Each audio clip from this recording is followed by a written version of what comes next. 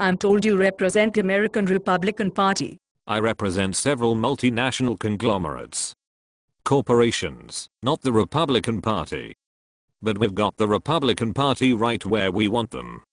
We've worked to infiltrate and take advantage of their particular phobias and predilections. I'm assuming you have a reason for calling this meeting. Now that we've succeeded in packing our Supreme Court with lackeys and Republican bootlickers, and they've overturned the campaign finance reform passed by both misguided Republicans and Democrats, we are now ready to appeal to those countries with the highest concentrations of people, so we can gain as much foreign investment in the Republican Party as possible. But I represent Indian business interests.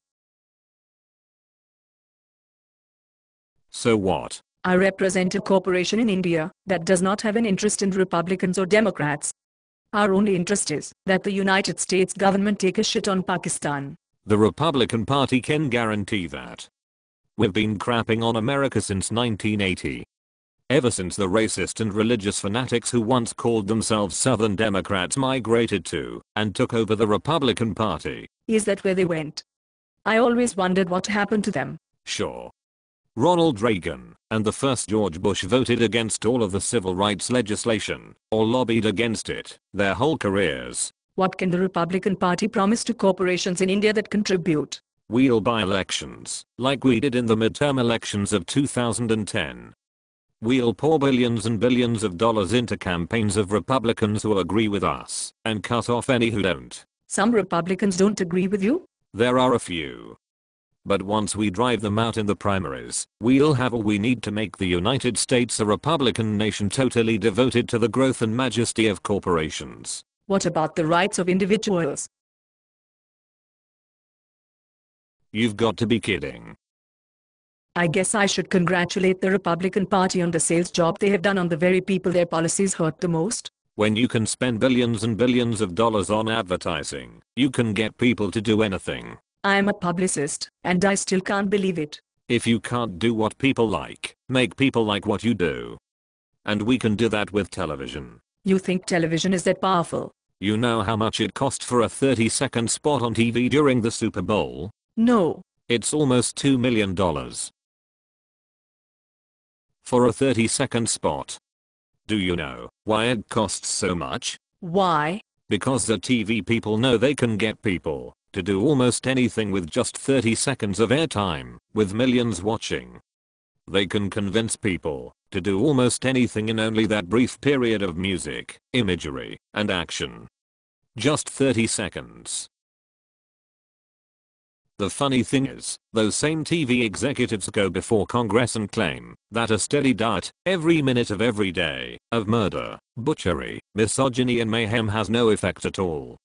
And in a country with the highest murder rate in the whole world, those nitwits believe it. Now that is one hell of a sales job.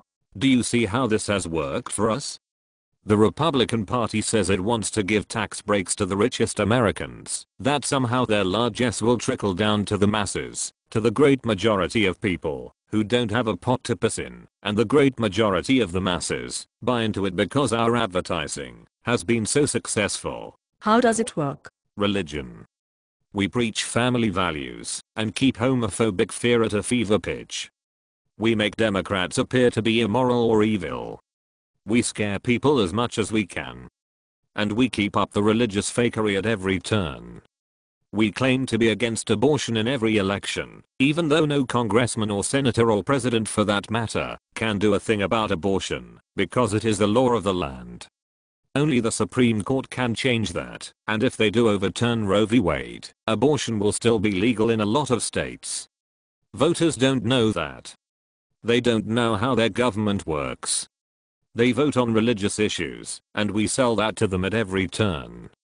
So their votes count against them, and they don't even know it. So what do you want from me? Money. We are free now to accept campaign money from anyone in the world. We cannot lose now. We've got access to most of the world's money. We've got really corrupt and stupid people like Glenn Beck and Rush Limbaugh to do our bidding. With their influence and the huge amount of cash we can always throw at elections, we will be utterly invincible. What about Obama? He's still a very popular president. You can't be serious. It only took us a little under 2 years to undermine everything he has tried to do. We called him a socialist, or we got Glenn to call him a Nazi on national TV. We helped that pea-brain George Bush write his memoirs and now he's regaining his popularity. We've got Bush's brother in our pocket. We've got Huckabee, who is insane and has said publicly that he does not believe in evolution.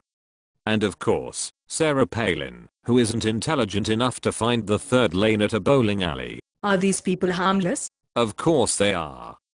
To us.